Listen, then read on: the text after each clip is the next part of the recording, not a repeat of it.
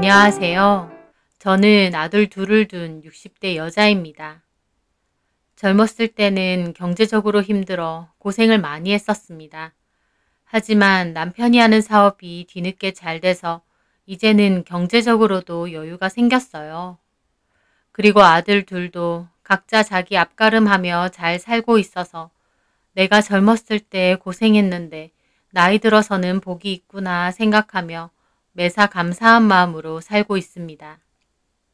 아들 둘은 3년 차이로 결혼을 했는데 먼저 결혼한 건 둘째 아들이었습니다. 대학교 때부터 만나서 6년을 사귄 여자친구와 결혼을 했어요. 둘째 며느리 이름은 선영인데 사귈 때부터 이미 저희 집에 자주 놀러 왔었어요. 워낙 밝고 성정이 착해서 저도 며느리감으로 꼭 마음에 들었습니다. 저희 둘째 아들하고도 참 사이가 좋지만 저한테나 저희 남편한테도 싹싹하고 부침성 있게 잘하니 좋을 수밖에 없었어요. 둘째 며느리네는 사돈어른들도 참 좋으세요. 점잖고 배려심도 많으신 분들이고요. 둘째 아들이 결혼할 때 저희 집에서 반 보태고 선영이네 집에서도 일부를 보태서 대출 좀 끼고 아파트를 샀습니다. 입지도 괜찮고 아이 키우기에도 괜찮은 곳이라서요. 저는 둘째 아들이 워낙 알콩달콩 잘 살아서 마음이 참 좋았는데 선영이는 저에게도 참 잘하는 며느리였어요. 제가 일한다고 바쁘니 자주 오지 말라고 해도 안부 전화도 종종 하고 맛있는 디저트 먹으러 가자고도 해주더라고요. 저는 아무리 그래도 시어머니다 보니 불편할 것 같아 자주 연락하지 말라고 몇 번이나 말했는데도 선영이는 제가 엄마처럼 편하다며 살갑게 참 잘 대했어요. 저도 당연히 그런 선영이가 귀엽고 같이 있으면 좋더라고요. 딸이 있으면 이런 느낌인가 싶기도 하고요. 저는 그렇게 둘째 며느리와 잘 지내면서 내가 자식 복이 있으니 며느리 복도 있나 보다 싶었습니다. 저희 아들들이 대단하게 성공하고 잘난 건 아니지만 그래도 지 앞가름은 잘하고 사니 이만하면 정말 잘 커졌다고 생각하거든요. 그러다가 첫째 아들도 결혼할 여자를 데리고 온다고 하더군요. 저는 내색은 안 해도 둘째 며느리인 선영이가 워낙 마음에 드는 며느리다 보니 첫째가 데리고 올 여자도 기대를 했습니다. 그렇게 밖에서 인사 겸 식사하는 자리가 있었어요. 그런데 막상 첫째 며느리 될 아이를 만나보니 제 생각과는 좀 다르긴 하더라고요. 첫째 며느리 될 아이의 이름은 정하고 딱 봐도 미인이더라고요. 그런데 말수가 극히 적고 표정이 별로 없더라고요.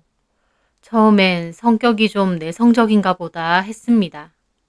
여성스럽고 차분한 성격도 또 괜찮지 싶어 나름 첫인상은 그렇게 나쁘지 않았어요. 그런데 식사를 하며 보니 저와 남편을 엄청 어려워하더라고요. 눈도 잘 못 마주치고 대답도 거의 단답형으로 하면서 음식만 쳐다보고 쩔쩔 매는 거예요. 저는 속으로 그런 모습이 좀 안쓰럽더라고요. 그래서 제가 웃으며 말했습니다. 많이 불편하죠? 시부모 될 사람들이라 생각하니 더 불편할 거예요. 괜찮으니까 너무 어려워하지 말아요. 제 말에 정화는 네, 어머님 하며 고개를 끄덕이더라고요. 하지만 집에 갈 때까지도 계속 바닥만 쳐다보며 눈치를 보더라고요. 집에 돌아갔을 때 첫째 아들이 정화 어떻느냐고 물어봤습니다. 차분하고 조용해 보이더라. 너는 좀 활발하고 톡톡 튀는 스타일 좋아하는 줄 알았는데 막상 결혼하고 싶다고 데리고 온 여자는 정반대 스타일이네? 하며 저는 웃었죠. 그 말에 저희 첫째 아들은 처음이라 낯설어서 그래요. 정아 별로 차분한 스타일 아니야. 지 할 말 다 하는 스타일이에요. 성격도 좀 센 편이고 오늘은 좀 긴장한 것 같아요. 아들은 정아가 제가 생각한 성격이 아니라고 하더라고요. 저는 좀 의외라는 기분이 들었어요. 어머, 그러니? 보기엔 세상 조용하고 차분하던데. 어쨌든 첫째 아들은 정아에게 푹 빠진 것 같았고 저도 아들이 좋다는데 굳이 반대하고 자시고할 건 없었습니다. 그렇게 큰아들과 정아는 결혼 준비를 시작한다고 했습니다. 그런데 얼마 지나지 않아 저는 뜻밖의 전화를 받았어요. 바로 정하더군요. 저한테 따로 만날 수 있냐고요. 저는 좀 의외였습니다. 갑자기 저를 따로 만나자고 할 이유가 뭐가 있을까 싶었지만 일단 알겠다고 하고 집으로 초대했습니다. 저희 집에는 마침 일을 봐주시는 분이 계셔서 식사는 했냐니까 먹었다면서 저희 집을 둘러보더라고요. 어머님, 집이 정말 좋아요. 크고. 그래요? 네. 일하시는 분도 있으신가 봐요? 매일은 아니고 일주일에 두세 번 정도 오는 분이에요. 아, 그렇구나. 하긴 집이 꽤 커서 어머니 혼자 관리하시긴 힘들 것 같아요. 뭐, 그렇게 크진 않은데 정화는 첫 만남과 달리 굉장히 적극적으로 말을 잘 하더라고요. 저희 아들 말처럼 처음엔 어색하고 긴장돼서 그랬나 보다 싶었죠. 저희 집에 비하면 이 집은 궁궐이에요, 어머님. 저희 집 엄청 작은 반지하거든요. 정화는 그렇게 말하며 얼굴이 급격히 어두워지더라고요. 저는 뭐라고 말을 해야 할지 순간 모르겠어서 적당히 대답했습니다. 아휴, 집 크기가 뭐가 그렇게 중요해요. 부모님이 그래도 이렇게 잘 키워주셨잖아요. 저기, 실은이 어머님, 제가 따로 뵙자고 한 게요. 식사 자리에서 안 여쭤보셔서 말씀 못 드렸는데, 저 아버지가 안 계세요. 어렸을 때 이혼하셨고, 지금은 어디 사시는지도 몰라요. 그래서 저희 엄마가 혼자 저 키워주셨는데요. 저희 집 사정이 그렇게 넉넉지는 않아요. 정화는 어두운 얼굴로 그렇게 말을 하더라고요. 저는 아들에게 따로 들은 얘기가 없어서 조금 놀랐지만 한편으론 안쓰럽기도 했습니다. 묘하게 얼굴에 드리워진 그늘이 그런 이유 때문이구나 싶기도 했거든요. 어머님이 고생 많이 하셨겠네. 네, 안 해본 일 없이 고생 많이 하셨죠. 그래서 사실 제가 결혼을 해도 되는지 모르겠어요. 제가 결혼하면 엄마 혼자 계실 거고 제가 가장이거든요, 저희 집. 근데 제가 결혼해버리면 더 이상 엄마한테 도움도 못 드릴 거고 그리고 제가 결혼을 하고 싶어도 여태까지 번 돈은 다 저희 집 생활비로 들어가느라 모아놓은 돈이 없어요. 홍석 씨에겐 대충은 말했지만 결혼하는데 돈을 보태고 할 만한 여력이 없네요. 정화는 그렇게 말하며 눈물까지 글썽이더라고요. 저는 그런 정화가 가엾고 안쓰러웠습니다. 그래서 제가 손을 잡아줬죠. 걱정 마요. 신혼집은 홍석이 청약된 아파트로 들어간다고 했죠? 중도금 내고 남은 잔금은 우리가 해주기로 했으니까 괜찮아요. 그리고 홍석이가 여태까지 벌어놓은 돈도 있으니까 그걸로 결혼 준비하면 되고 문제될 거 없으니까 걱정하지 마요. 제 말에 정화는 훌쩍이더라고요. 고맙습니다, 어머님.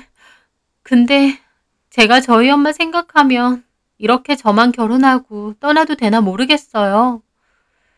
그래서 저는 잠깐 고민하다가 말했습니다. 제 앞에서 눈물을 계속 흘리는데 너무 안쓰럽더라고요. 홍석이랑 얘기를 해봐야겠지만 홍석이한테 장모님도 잘 챙기라고 내가 말해줄 테니까 걱정 말아요. 무슨 말인지 알겠죠? 정화는 제 말에 제 손을 꼭 붙잡더라고요. 고맙습니다, 어머님. 제가 진짜 지질이 복도 없다고 생각했는데 남편 복, 시댁 복 있으려고 그랬나 봐요. 정말 고맙습니다.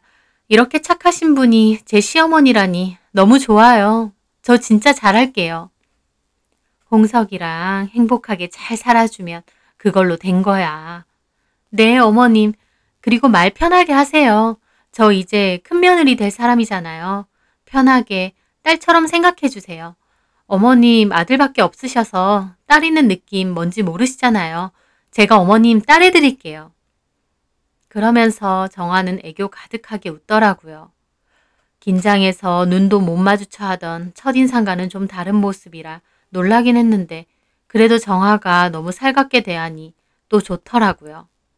정화가 싹싹하고 친화력이 좋아 보여서 둘째 며느리인 선영이랑도 잘 지내겠다 싶었습니다. 그렇게 정한의 어머님과 가족 상견례를 가졌어요. 그런데 막상 사돈을 직접 뵈니 정화 말만 들었던 것과는 이미지가 사뭇 다르더라고요. 엄청 화려한 외모였습니다. 화장도 짓고 머리도 엄청 높게 올림머리를 했더라고요.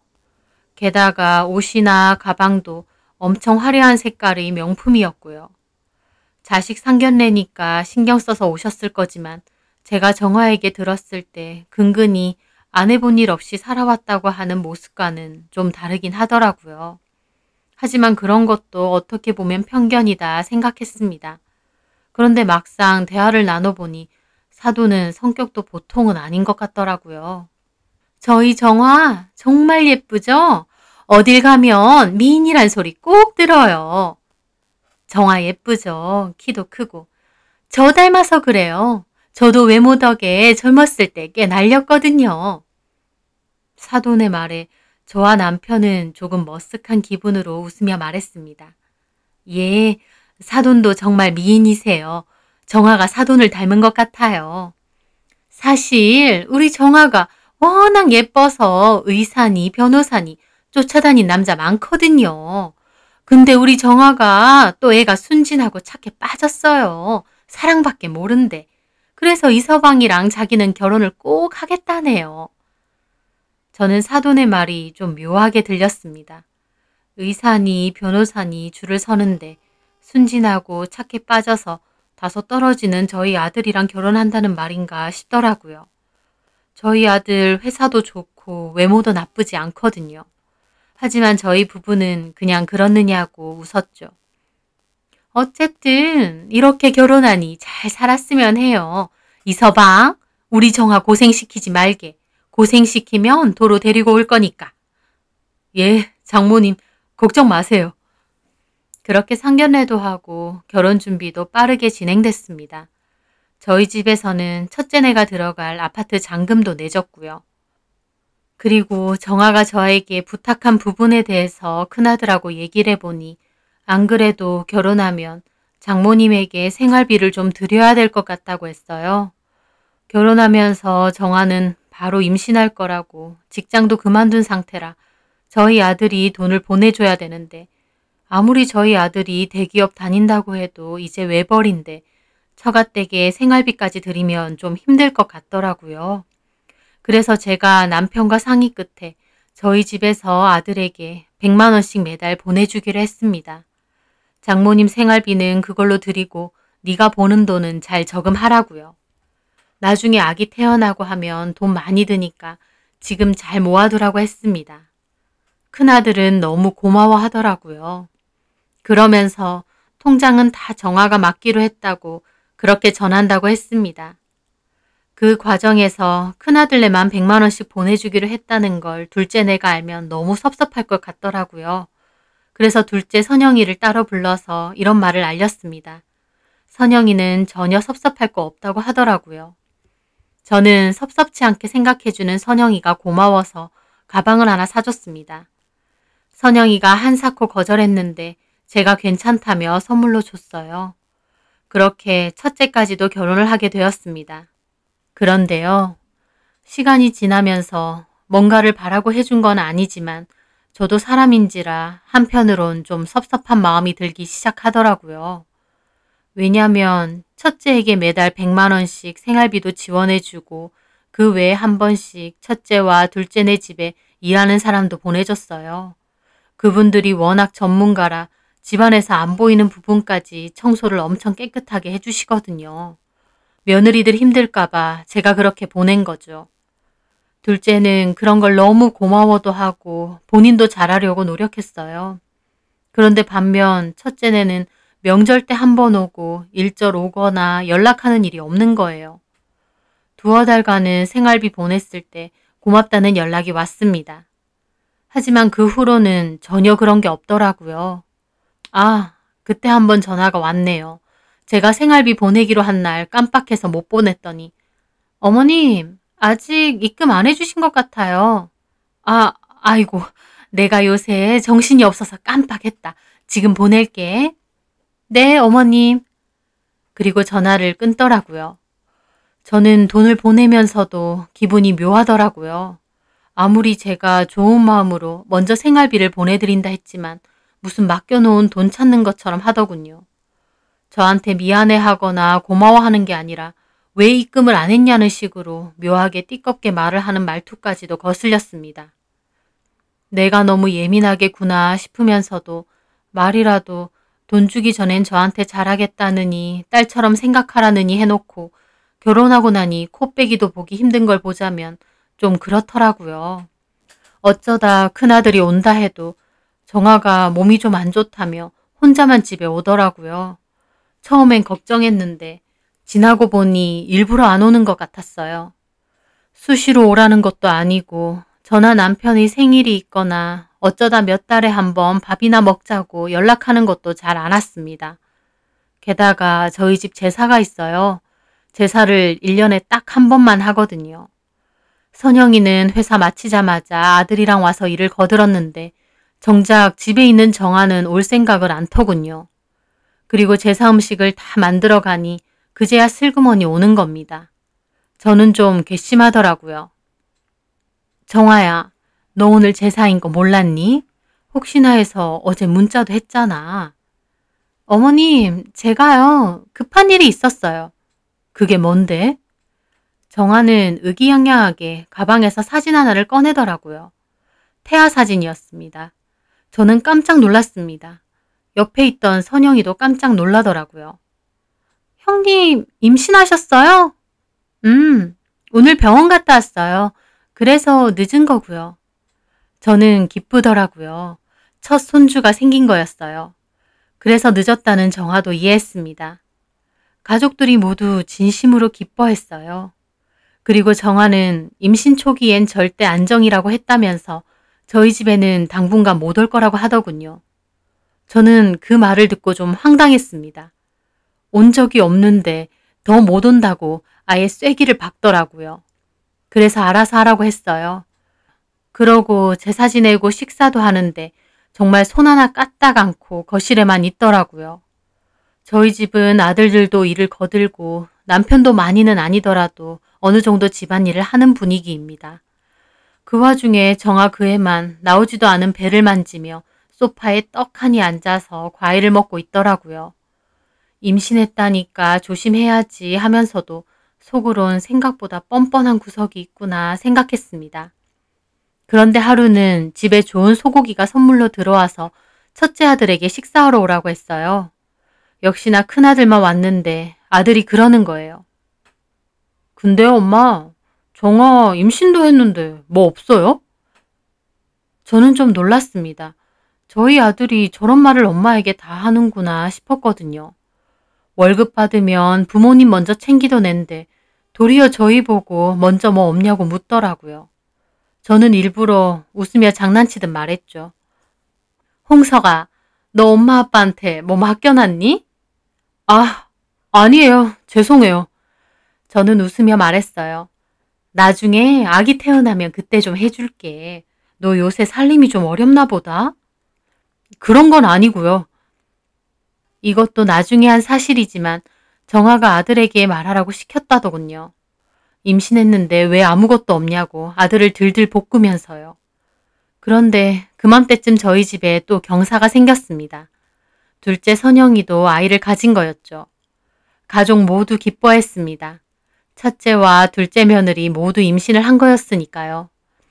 갑자기 손주가 둘이나 생겨서 정말 좋더라고요. 그런데 하루는 큰아들 홍석이가 저희 집에 와서 그 소리를 하는 거예요. 저기 엄마, 혹시 재수 씨한테 가방 사줬어요? 저는 가만 생각해보니 정한의 어머님께 생활비 드리는 문제 때문에 둘째 섭섭할까봐 가방을 사줬던 걸 말하는 것 같더라고요. 사줬지? 왜? 근데 정한은 왜 안 사줘요? 저는 그 순간 약간 기분이 상하더라고요. 그게 무슨 소리야? 내가 선영이한테 사준 건 사준 거지. 꼭 정아한테도 사줘야 돼? 아니, 정아가 그 사실 알고 섭섭하다고 울고불고. 그래서 너한테 얘기하래? 얘기하란 건 아닌데 며느리라고 둘 있는데 자기는 못 받아서 좀 서운한가 봐요. 저는 울컥하더라고요. 그래서 아들에게 말했습니다. 홍석아, 내가 선영이한테 그 가방 왜 사줬는데? 니네 장모님한테 매달 100만 원씩 드리는 거. 그거 둘째 내가 알면 서운할까 봐 사준 거야. 근데 정아 걔는 이미 생활비까지 받으면서 뭐가 그렇게 섭섭하다니? 아니야, 엄마. 미안해요. 큰아들 말에 저는 기분이 몹시 상했습니다. 꼬박꼬박 100만 원씩 주고 있는데 가방 안 사줬다고 아들한테 섭섭하니 어쩌니 한 모양이더라고요. 저는 제가 좋은 게 좋다고 가만히 있는데 얘가 점점 심하게 구네 싶었어요. 그래서 저도 섭섭한 거 말했죠. 근데 정하게 좀 그렇다. 매달 100만 원씩 보태주는 거 작은 돈도 아닌데 찾아오기는커녕 안부 전화 한 통 안 하고. 근데 거기다가 가방 안 사줬다고 섭섭하다 그래? 아니야, 엄마. 내가 잘못 말했어. 아니긴 뭐가 아니야. 참나. 그런데 그 일이 있고 얼마 지나지 않아 정아가 찾아왔습니다. 찾아와서 울고불고 하더라고요. 어머님 진짜 너무하시네요. 제가 임신 때문에 조심해야 돼서 못 온다고 말씀드렸잖아요. 근데 안 온다고 뭐라고 하시면 어떡해요? 예, 내가 안 온다고 뭐라고 했어? 네가 둘째한테 가방 사준 걸로 먼저 홍석이한테 입을 댔잖아. 며느리라고 둘 있는데 하나만 주면 제가 안 섭섭해요? 내가 너네 집에 매달 100만 원 주는 건 잊었니? 그거랑 이거랑 별개죠. 솔직히 저한테 가방 사주실 여유 있으시잖아요. 저는 어이가 없었습니다. 저한테 뭐 맡겨놨나요? 며느리랍시고 저한테 밥 한 번 산 적 없이 잘도 받아가면서 가방 안 사줬다고 저런다니요. 여유가 있든 없든 내 맘 아니니? 어머님, 둘째 며느리만 좋아하시는 거 저도 잘 알아요. 이제 임신까지 했으니 더 좋으시겠죠. 나중에 아기 태어나도 차별하실 거죠? 저도 잘 알겠습니다. 그렇게 지 말만 하고 일어나더라고요. 저는 솔직히 둘째는 우리한테 얼마나 잘하는지 아냐고 따지고 싶었는데 너무 유치한 것 같아 그냥 말았습니다. 저도 한동안 정아 걔를 생각하면 너무 괘씸하더라고요. 돈도 더 이상 붙이기 싫고요. 그런데 둘째 아들한테 그 얘기를 듣게 되었습니다. 정아랑 선영이가 대판 싸웠다는 얘길요. 둘째 아들은 저희 남편 회사에서 같이 일해서 저희 집에 밥 먹으러 종종 오거든요. 근데 정아 얘기를 하면서 싸웠다고 말하더군요.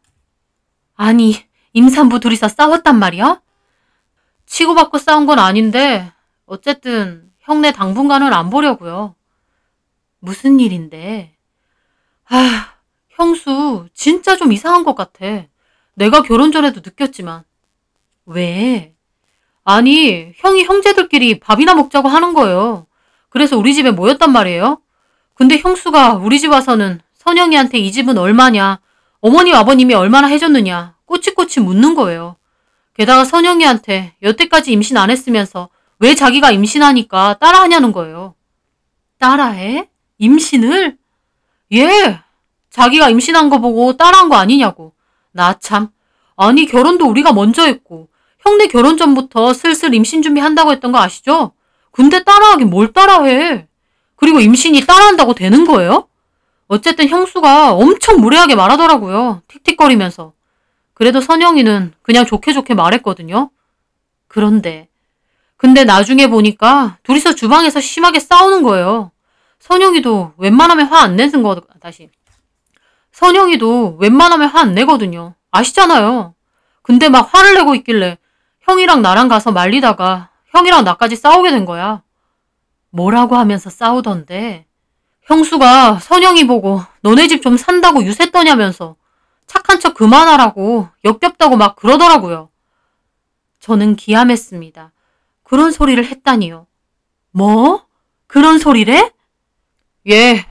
선영이도 형수더러 양심이 좀 있으라고 소리 지르고 내가 형수한테 좀 심한 거 아니냐니까 형까지 나한테 뭐라고 하는 거예요. 그래서 좀 큰 소리 났는데 형수가 갑자기 자기 배 아프다고 소리 지르고 난리더라고요. 얘 잘못되면 책임질 거냐고. 그래서 형이 나한테 욕하면서 형수 데리고 집으로 돌아갔고. 참나, 완전 개판이었다니까요. 둘째 아들은 여전히 씩씩거렸습니다. 사람이 그동안 쌓아온 이미지라는 게 중요하다고. 그런 일이 생기니 어쩔 수 없이 둘째 며느리 편을 들게 되더라고요. 그 착한 애가 화를 낼 정도면 분명 정아가 둘이 있을 때 속 뒤집는 소리를 했을 것 같았습니다. 그래서 선영이 퇴근 시간에 맞춰 전화를 했죠. 그날 일을 물어보니 선영이는 처음엔 그냥 별일 아니랬는데 나중엔 그러는 겁니다. 어머님, 근데요. 형님네 매달 100만 원씩 주는 거요. 그거 계속 주실 거예요? 왜? 솔직히 어머님 기분 상하실까봐 말 안 하려고 했는데요. 그날 형님이 뭐라고 한 줄 아세요? 뭐라던데. 제가 주방에 있는데 오는 거예요. 그래서 같이 먹을 거 준비 좀 하고 있었는데 저더러 어머님네 지금 집하고 회사 말고 다른 재산 있냐고 뭐 아는 거 있냐는 거예요. 동서끼리 좀 알자면서요. 기가 막혔습니다. 얘가 진짜 우리 집 돈이라도 보고 결혼했나 싶더라고요. 그래서 저는 그런 거 모른다고 했죠. 그랬더니 진짜 모르냐고 본인만 알고 싶은 거 아니냐고 비꼬면서 말을 하는 거예요. 그래서 저도 기분 나빠서 그런 걸 왜 물어보시냐 그랬죠. 그랬더니 시어머니한테 너무 잘하지 말라고 콩고물 얻어먹을 게 있어서 일부러 그러는 거냐고 그러는 거예요. 그래서 제가 기분이 상해서 무슨 콩고물을 얻어먹느냐고 원래 어머님이랑 가깝게 잘 지낸다 그랬죠. 그랬더니 시가 것들하고 잘 지내봤자라고 잘할 필요 없다면서 그리고 제가 자꾸 잘하려고 하면 자기가 비교되지 않겠냐고 눈치껏 하라는데 저는 무슨 깡패인 줄 알았다니까요. 저는 어이가 없었어요. 시가 것들한테 잘할 필요 없다니요. 진짜 막 나가더라고요. 시가 것들? 네. 그래서 형님이나 그렇게 사시라고. 나는 여태까지 어머님하고 아무 문제 없이 잘 지냈다고. 난 콩고물 얻어먹을 것도 없고 필요도 없다고 그랬거든요. 그랬더니 갑자기 저한테 삿대질을 하면서 너네 집 좀 산다고 유세 떨고 잘난 척 하는 거냐고 소리를 지르는 거예요. 그러면서 대판 싸웠다니까요. 저도 양심이 있으면 그렇게 살지 말라고. 어머님이 생활비까지 지원해주면 감사하게 생각하지 어쩜 그렇게 뻔뻔하게 사느냐 하니까 그 돈 말고 자기한테 해준 게 뭐 있니에요. 임신까지 했는데 다른 집은 임신하면 차 사주고 뭐 사주는데 자기는 뭐 받은 거 하나 없다고요. 그러면서 저보고는 받은 거 아니냐고 길길이 날뛰는 거예요. 저는 선영이의 분노에 가득 찬 말을 듣는데 속에서 부글부글 하더라고요. 저희 집에서 도와주는 걸 고맙게 생각하는 게 아니라 더 안 주는 걸 고깝게 생각하는 아주 뻔뻔한 아이였습니다. 저는 알겠다고 하고 전화를 끊었어요. 생각할수록 기가 막히더라고요. 저는 퇴근하고 온 남편에게 이 사실을 다 말했어요. 남편도 여간에선 화를 잘 안 내는데 그 말을 듣고 노발대발 하더라고요. 어쩜 그렇게 뻔뻔하고 염치가 없냐고요. 그러면서 앞으로는 생활비고 뭐고 일체 주지 말라고 했습니다. 그 후 100만 원이 입금이 안 되니 정화가 다시 전화가 왔더라고요. 어머님, 또 까먹으셨나 봐요. 입금 안 됐던데. 일부러 안 했다. 네? 안 했다고. 앞으로 알아서 해 너네끼리. 왜요 갑자기? 갑자기? 시가 것들한테 잘할 필요 없다는 애한테 나도 더 이상 잘할 필요가 없어졌거든. 제 말에 정화는 아무 말이 없다가 엄청 싸늘한 말투로 말하더군요. 동서가 말했나 보죠? 어머님, 동서 말만 듣고 이러시면 안 되죠. 그럼 너 그런 얘기 안 했니? 안 했어요. 동서가 지어내는 거예요. 진짜 웃기네. 웃긴 건 너야. 선영이 걔가 없는 말 지어내겠어? 그러면 저는 지어낸다는 거예요? 솔직한 말로 여태껏 행동을 보면 너보다는 선영이 말이 더 믿긴다. 너무하시네요, 어머님. 이렇게 대놓고 차별하세요. 나도 사람이야. 너 같으면 너 같은 며느리한테 마음이 가겠니? 선영이 같은 며느리한테 마음이 가겠니? 말 다 하셨어요. 와, 진짜. 어머님, 그렇게 살지 마세요. 어머님 집 그렇게 대단한 거 아니잖아요. 누가 보면 뭐 굴지 재벌인 줄 알겠네. 실상 파보면 별것도 없잖아요. 손자 임신했다는데 돈 한 푼 안 주면서. 정화는 순식간에 본성을 드러내며 저한테 할 말 못할 말 다 쏟아붓더군요. 저는 기가 막혔습니다. 네가 이딴 식으로 나오면서 내가 네 말을 믿으라고? 믿든지 말든지 마음대로 하세요. 장난치는 것도 아니고 줬다 했다가 안 준다 했다가 더럽고 치사하네요. 뭐 많이 주는 것도 아니고 끼케야 100만 원 주는 거면서 생색은. 그리고 전화를 끊는 겁니다. 어이가 없었어요. 세상에 여태까지 생활비 지원해줘 놓고 더럽고 치사하다는 소리까지 듣고 저는 뭐 이런 애가 다 있나 싶어 혈압이 올랐어요. 그 길로 저는 첫째 아들을 불렀어요. 엄마가 너 믿고 결혼 반대 없이 나름 해줄 수 있는 지원도 해줬는데 이건 아니지 않니? 어떻게 시어머니한테 더럽고 치사하다느니 실상은 별것도 없다느니 그런 소리래? 그렇게까지 말했다고요? 그래. 세상에 기가 막혀. 선영이랑 정학애랑 싸웠을 때도 시가 것들한텐 잘할 필요 없다느니 그런 소리랬대. 너도 선영이 알지만 선영이가 어지간해서 그렇게 소리 지르고 화내래니? 오죽했으면 네 처가 오죽 긁어댔으면 그랬겠어. 그런데 큰아들은 지 마누라라고 오히려 역성을 들더군요. 정아도 엄마가 너무 재수 씨만 좋아하니까 그런 거 아니에요. 뭐라고? 정아도 엄청 섭섭한 거 많대요. 안 그렇겠어요? 엄마가 대놓고 재수 씨만 좋아하는데. 아니 섭섭한 거 자시고 우리 집에 오지도 않는데 섭섭할 일이 뭐가 있어. 뭘 와야 섭섭하고 말고 하지. 어쨌든 다 느낀대요 자기는. 걔 진짜 이상한 애다. 무슨 자격지심 그런 게 있는 거야? 이것 봐요. 엄마가 그렇게 생각하잖아요. 저는 기가 막히더라고요. 큰아들은 무조건 정아 역성만 들으면서 안쓰럽다고 안 됐다고 그러는 거예요. 도대체 뭐가 안쓰럽고 안 된 건지. 저는 더 이상 얘기하다간 제 혈압이 더 오를 것 같아 말했습니다. 됐다. 당분간 너도 정아도 우리 집 오지 마. 뭐 어차피 안 왔지만. 생활비도 안 보낼 거고 아기 낳아도 뭐 주는 거 없어.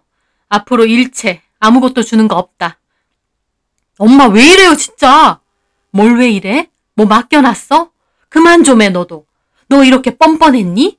이만큼 키워놓고 장가까지 보냈으면 됐지. 엄마랑 아빠가 뭘 더 하란 말이야? 너 알아서 살아. 큰아들은 자기 옷 챙겨서 나가려고 하더라고요. 그러면서 한다는 소리가 저희 아기 낳아도 말 안 할 거예요. 그러고 나가는 거예요. 지 마누라랑 똑같이 변했네 싶어서 우라가 치밀더라고요. 저는 이 모든 사실을 남편에게 말했고 남편도 화내면서 첫째네가 사과할 때까지 보지 말자고 했습니다. 그리고 이미 첫째네와 둘째네는 그때 그 싸움 이후로 사이가 어그러져서 아예 안 보고 산다더라고요. 저희 집 참 평온하고 좋았는데 정아가 저희 집에 들어오고 완전 쑥대밭이 된 거예요. 저희 부부도 큰아들하고 척지고 형제끼리는 불화해 저는 골머리가 다 아팠습니다. 그 후 정말 서로 연락 없이 지냈어요.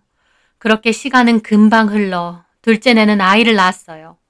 첫째네도 아이를 낳았겠구나 짐작은 했는데 도통 연락을 서로 안 하니 알 길이 없었죠. 그런데 그쯤에 큰아들이 저희 집을 찾아온 겁니다. 얼굴이 말도 못하게 헬쓱해졌더라고요. 너 얼굴이 왜 이래? 그러고 갔으면 잘 살기라도 하지. 무슨 피죽도 못 먹은 얼굴로 하고 있어? 엄마, 저 이혼해요. 뭐라고? 갑자기 이혼을 한다는 겁니다. 기껏 와서 한다는 소리가 이혼이라니 기가 막히더라고요. 너 뭘 하는 거야? 왜 갑자기? 갑자기 아니고요. 전부터 이미 생각했어요. 왜? 너 애기는 낳았어? 아니요. 왜? 유산했어요. 유산? 아니 어쩌다가? 정말 생각지도 못한 말이었습니다. 아이가 유산이 됐다니요. 저는 가슴이 철렁하더라고요. 진짜 그 여자 골 때리는 여자예요. 엄마랑 그러고 가서 진짜 정확걔가 하루에도 몇 번씩 엄마 욕이며 우리 식구들 욕을 하는 거예요. 자기가 집 가난하다고 무시한다면서. 엄마더러 착한 척 하더니 바로 본색 드러낸다면서. 처음엔 많이 속상한가 보다 싶어서 듣기 싫어도 이해했죠. 근데 허구한 날 그러니까 나도 미치겠는 거야. 그런데 그때 제가 돈이 좀 필요해서 통장을 보자고 했는데 계속 핑계대면서 안 보여주려고 하는 거예요. 그래서 몰래 찾아서 봤더니 내 월급이며 모아놓은 돈 야금야금 장모님한테 빼돌렸더만. 이건 또 무슨 소린가 했습니다. 아니, 100만 원 생활비 말고도? 예, 100만 원만 보낸 게 아니었어요. 아주 틈틈이 보냈더만. 내가 그거 알고 따졌더니 뭐 장모님 병원비라고 했다가 나중엔 장모님이 빚진 게 있어서 그걸 갚았다고 했다가 막 횡설수설. 내가 기막혀서 몰래 사람 사다가 뒤를 좀 캐봤거든요. 그랬더니 장모님은 노름하고 정아 걔는 회사 다니기 전에 무슨 토킹바 같은 데서 일까지 했더라고. 토킹바? 그게 뭐야? 남자들이랑 대화하면서 술 따라주고 그런데. 뭐라고? 저는 진짜 뒤집어질 뻔했습니다. 돈 빼돌렸다는 것도 기막힌데 그런 데서 일했었다니요. 게다가 장모님도, 아니 그 여자 엄마도 전에 그런 일 했었대. 그럼 그때 울면서 자기 엄마가 산전수전 안 해본 일이 없다는 게 그런 술 따는 일을 말하는 거였어? 나 참. 저는 다시 뒷골이 뻣뻣하게 땡기더라고요. 너는 그런 것도 몰랐어? 어떻게 알아요? 대놓고 속이는데. 뭐 결혼하는 여자 뒷조사하고 결혼하는 것도 아니고. 그래서 내가 그걸로 이혼하자고 했거든. 그랬더니 자기 혼자 생쇼를 벌였어요. 그렇게 서로 싸우다가 난 집 나가고. 근데 며칠 뒤에 유산했다고. 다 나 때문이라는 거야. 솔직히 싸울 때도 소리는 자기가 질렀지. 나는 몇 마디 하지도 않았어. 근데 그걸 핑계로 얼마나 나를 괴롭히는지. 게다가 그 여자 엄마까지 우리 회사 찾아오고. 어휴. 저는 너무 기가 막혔어요. 얼굴 안 보고 연락도 안 하는 사이 저희 아들은 그런 엄청난 일들을 겪었더라고요. 너무 힘들어서 이혼하자고, 그만하자고 했는데 이혼 못 해준다고 난리치고 결국 소송한다고 하고 나 집 나왔어요. 며칠 전에. 지금 어디서 사는데? 모텔. 저는 복장이 터졌습니다. 당장 아들에게는 집으로 들어오라고 했고 아들이 진행하는 이혼 소송을 저도 적극적으로 도왔죠. 사실 과거에 정아가 무슨 일을 했던지 그런 건 지금 이혼하는 데에는 큰 문제가 없다 해서, 다만 결혼 생활 내내 속이고 돈을 빼돌린 것, 그 돈이 장모님의 노름빚으로 들어간 것 등을 입증해서 이혼 소송을 진행하기로 했습니다. 그 집에서도 저희 아들의 폭언으로 유산을 하고 생활비 지원으로 말을 바꾼 것 등을 주장하면서 이혼은 못 해준다고 버티더라고요. 하지만 폭언에 대한 증거도 없고 생활비 지원도 저희 집의 개인적인 사정으로 끄는 거니 크게 문제는 없었습니다. 그 집에선 재산 분할까지 주장했는데 혼인 기간도 짧고 애초에 재산 기여도라고 할 것도 없어서 재산 분할도 없었어요. 그래서 아들은 겨우 이혼 소송에서 이겨서 이혼을 하게 되었습니다. 하지만 이혼 소송이라는 게 참 길고 힘든 과정이더라고요. 그 와중에 정화는 아들에게 틈만 나면 전화해서 잘못했다고 다시 잘해보자고 울며 불며 설득을 하는데 이미 만정이 다 떨어진 아들은 싫다고 거절했습니다. 군소리 없이 돈 척척 벌어다주는 잡은 물고기 놓아주기 싫었나 보더라고요. 그렇게 이혼한 후 아들은 원래 살던 집을 전세로 주고 저희 집으로 들어와 함께 살고 있어요. 아들은 저한테 그러더군요. 미안해 엄마. 내가 그때 덮어놓고 그 여자 편만 들어서. 그래서 저는 말했습니다. 아니다. 결혼했으면 당연히 결혼한 가정이 먼저인 거고 너는 네 아내를 믿는 게 당연한 거야. 아내가 너 믿고 결혼한 건데 네가 당연히 든든한 울타리가 돼줘야 되는 게 맞고 네가 한 행동은 엄마는 당연하다고 생각해. 다만 정아 걔나 걔네 엄마가 애초에 너한테 접근한 이유가 불순한 게 문제였지. 이리저리 너 구워 삶아서 우리 집 돈 뜯어내려고 한 모양인데 솔직히 마음 먹고 접근하면 어떻게 당해내겠어.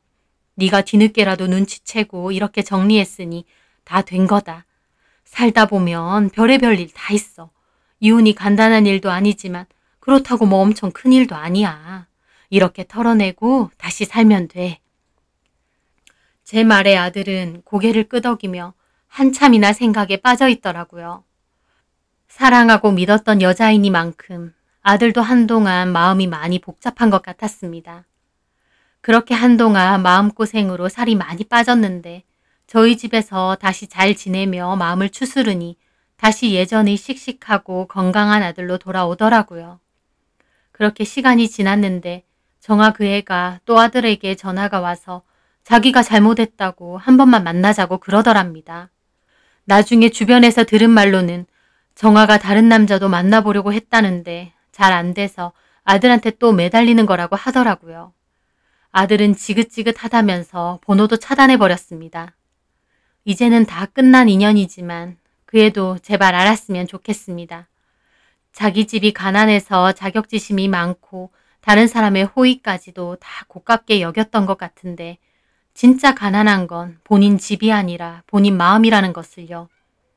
자기한테 진심으로 잘해주고 좋아해줄 수 있는 사람을 구별도 못하고 그저 자기 연민에 빠져 살면서 남 등쳐먹을 생각만 하면 앞으로도 계속 그렇게만 살 수밖에 없다고요.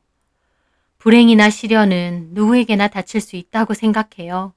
하지만 그럴 때 극복하고 일어날 수 있는 의지가 있다면 누구보다 단단한 사람이 되겠죠.